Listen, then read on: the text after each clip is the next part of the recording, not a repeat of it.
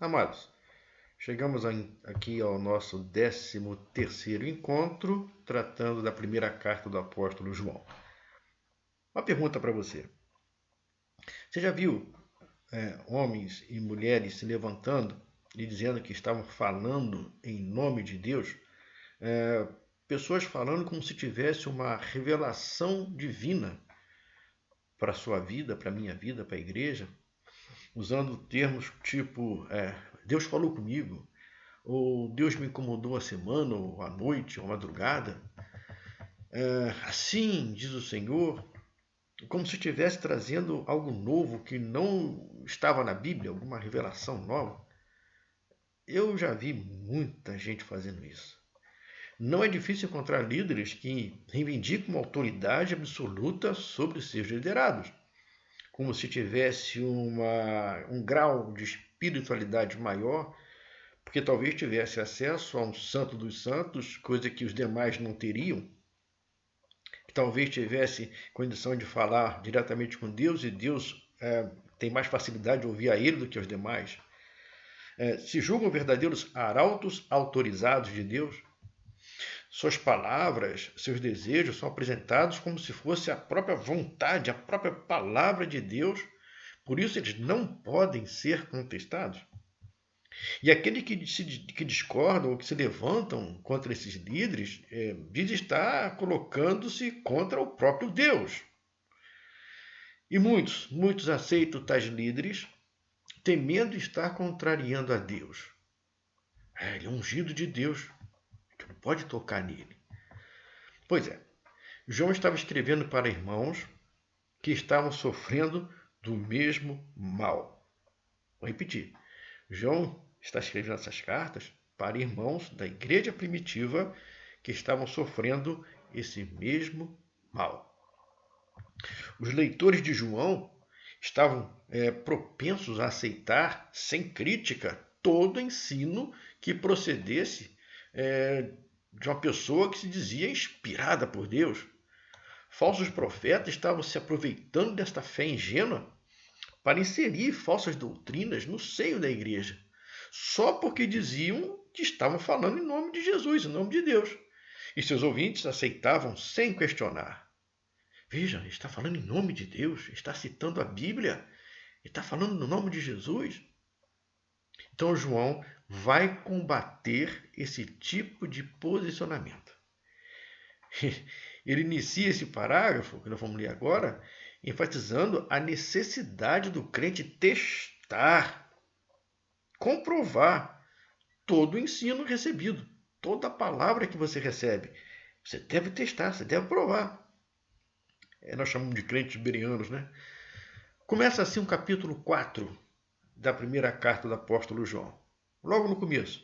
Comecinho do capítulo 4 ele já fala assim: Amados, não deis crédito a qualquer espírito. Antes, provai os espíritos se procede de Deus. Primeira coisa que tem que entender aqui, meu irmão, essa palavra espírito. Ele não está falando de alguma coisa, uma alma desencarnada, de uma entidade. Não, ele está falando de ensino. Então a palavra traduzida nesse versículo como espírito, você tem que entender como ensinamento, como ensino. Então não deis crédito a qualquer ensinamento, não deis crédito a qualquer ensino. Não fica pensando que um espírito vai falar, não é isso.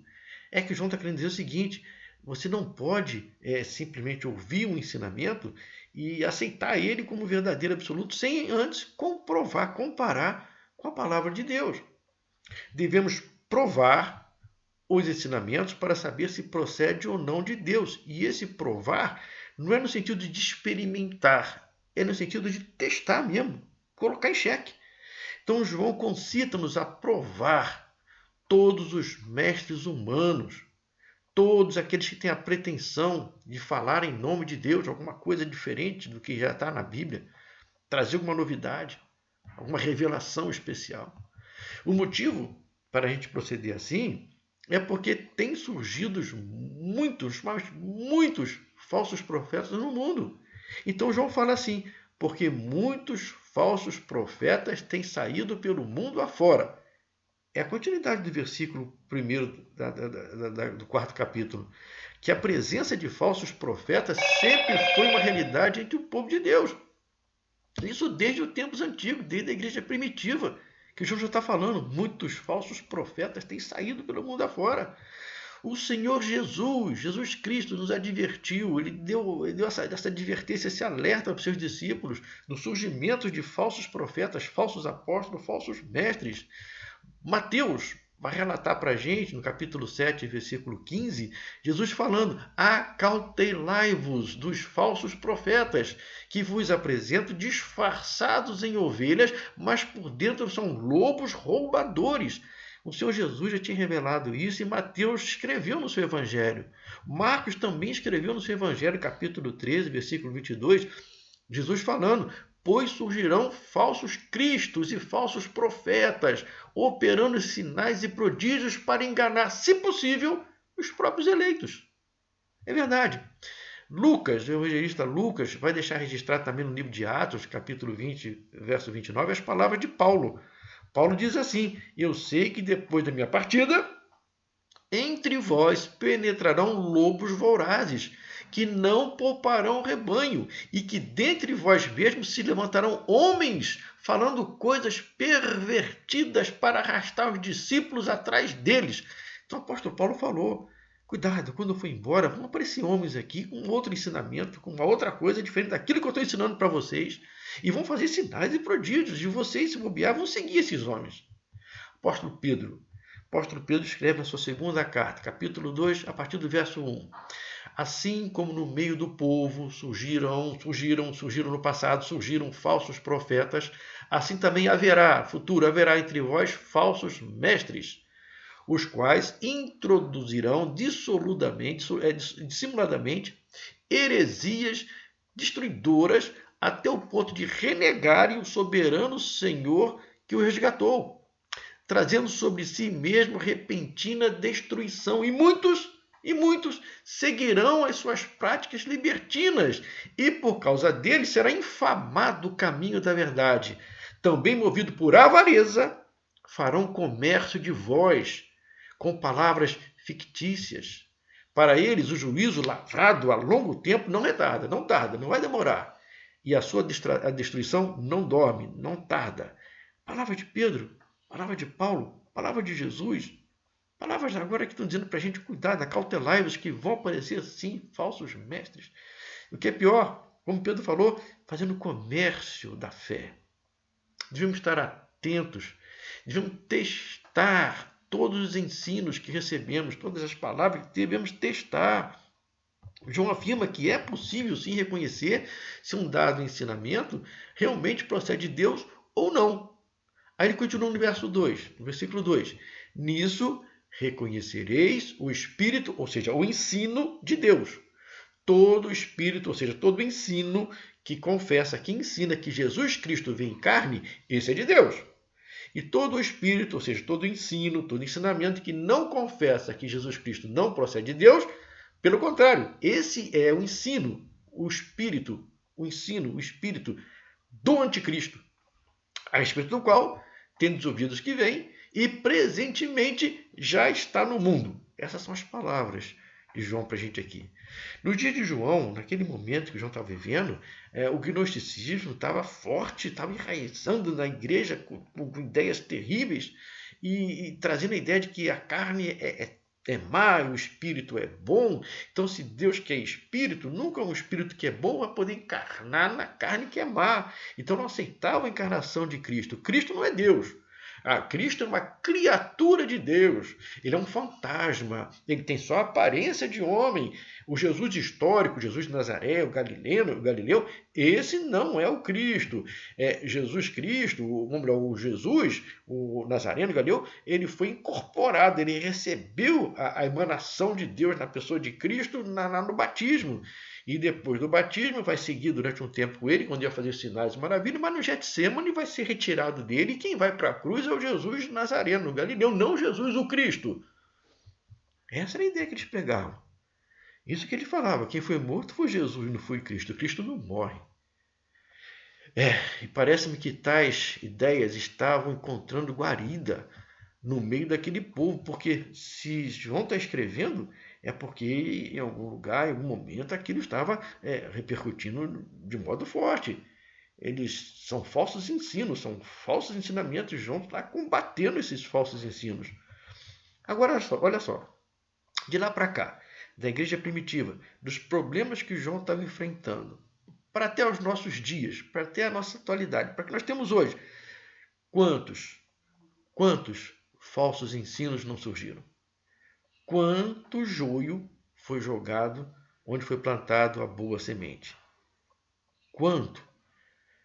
Ao ponto de muita gente entrar na igreja, frequentar a igreja, viver na igreja, e lá no final vai ouvir de Cristo assim: eu não te conheço, eu não te conheço. Tamanha quantidade de joio, falsos ensinos, que está enraizado dentro das nossas igrejas. A palavra de Deus prevê a vinda de um personagem escatológico que se levantará contra o Senhor Jesus e sua igreja. Paulo chama esse personagem escatológico de um homem da iniquidade, o filho da perdição. E o livro de Apocalipse, que nós estamos caminhando em direção a ele, vai chamar de a besta que emerge do mar. E João revela que este ser já está presente no mundo. Ele já está atuando, ele estava atuando nos tempos de João e continua atuando até o dia de hoje. Ele já opera presentemente através de seus instrumentos malignos. Lá no Éden, ele usou uma serpente, ou melhor, ele falou através de uma serpente. Hoje ele continua falando através de falsos mestres que estão aí ensinando coisas erradas, desvirtuando o povo. Aí João fala assim: filhinho, vós sois de Deus e tendes vencido o falso profeta, porque maior é o que está em vós do que aquele que está no mundo. Eles, os falsos ensinos, os falsos profetas, procedem do mundo e por esta razão falam da parte do mundo e o mundo os ouve. Em outras palavras, eles se merecem. Seus interesses são os mesmos. Você pega aquelas pessoas que estão ouvindo, seguindo a um falso mestre, e você vê o interesse dos dois, de repente é o mesmo. Então eles se merecem. Eles são do mundo, eles não querem ouvir a palavra de Deus, aquela palavra que você fala que você é servo, que você está aqui para servir, que você está aqui para fazer a vontade de Deus. Não é o contrário. Você não está aqui para que Deus faça a sua vontade, para que Deus realize seus sonhos, para que Deus realize os seus ideais, para que Deus te proteja, te guarde, te livre. Você está aqui para ser servo e para fazer a vontade dele. Lógico que se você é um servo e está fazendo a vontade dele, ele vai te guardar, te proteger, te livrar. Mas as coisas estão muito invertidas hoje em dia. As pessoas vão para a igreja para pedir, para receber. Me dá minha bênção, tomo posse da minha bênção. Mas esquece que nós estamos aqui para servir, nós somos servos. Ao invés de ir para a igreja e falar: Senhor, o que eu posso fazer hoje pelo teu reino? O que eu posso receber hoje do Senhor? As coisas estão invertidas, estão completamente invertidas. No versículo 6, ele fala assim: nós somos de Deus, nós, os apóstolos, aqueles que estão ouvindo de Jesus e estão proclamando a verdadeira palavra de Jesus, nós somos de Deus. Aquele que conhece a Deus nos ouve. Aqueles que não conhecem a Deus não nos ouvem. Nisto conhecemos o Espírito, o ensino da verdade, e o Espírito, o ensino do erro, do anticristo. Trocando em miúdos, temos dois tipos de ensino. Temos o apostólico, que é o genuíno, que é o verdadeiro, que prega a palavra de Jesus, que traz a palavra de Jesus viva de geração em geração, que é aquela abençoada pelo Espírito Santo de Deus, que proclama verdade, que salva vidas, que restaura, que regenera, que justifica. E nós temos os falsos ensinos. Os falsos ensinos, aqueles que falam para você olhar para o teu umbigo. O que está te fazendo falta? O que você precisa? O que você quer? Qual é o seu desejo? O que você quer nessa vida? São duas coisas completamente diferentes. Os que conhecem a Deus ouvem os ensinos dos apóstolos, o genuíno, a palavra de Jesus, abençoada pelo Espírito Santo. Os que não são de Deus não ouvem, não querem ouvir e não podem ouvir, porque os interesses são outros. Os interesses são outros. Nós precisamos testar para saber se o pregador é de Deus ou não. Essa é a orientação de João. É isso que nós temos que fazer. Nós temos que testar para ver se aquela pregação condiz com os ensinos apostólicos ou se não, se é alguma novidade que chega diluída no nome de Jesus. Alguma coisa nova, diferente, bonita, agradável aos ouvidos, mas que não tem nada a ver com os ensinos apostólicos. O Senhor Jesus afirma essa verdade numa alegoria, numa parábola que ele conta para nós, que foi registrada no Evangelho de João. No Evangelho de João, no capítulo 10, a partir do versículo 4, a gente entende o seguinte, que no inverno, no tempo de Jesus, lá na Palestina, lá em Jerusalém, lá na Judéia, os pastores de ovelhas, que não tinham um aprisco próprio, todos se reuniam num aprisco comunitário. É um grande galpão e ali alguém tomava conta. Os pastores de noite, ou no inverno, traziam suas ovelhas e deixavam nesse aprisco. Todas estavam ali misturadas ali nos seus cantinhos ali. E na hora que o pastor vinha buscar as suas ovelhas, ele chegava na porta do aprisco, falava, e as ovelhas deles, que estavam nesse grande aprisco, ouvia a voz do seu pastor, acompanhavam. Então está registrado assim, para quem quiser checar depois, no Evangelho de João capítulo 10, verso 4, está assim, depois de fazer sair todas as suas ovelhas, as ovelhas que lhe pertencem, ou seja, as ovelhas estavam guardadas no grande aprisco, misturadas, o pastor dessa ovelha chega, na porta chama, as suas ovelhas ouvem a sua voz, e depois que todas fazem sair, vai adiante delas, e elas os seguem, porque eles reconhecem a voz. Então, depois de fazer todas as suas ovelhas sair do aprisco, ele vai adiante e elas o seguem, porque reconhecem a voz.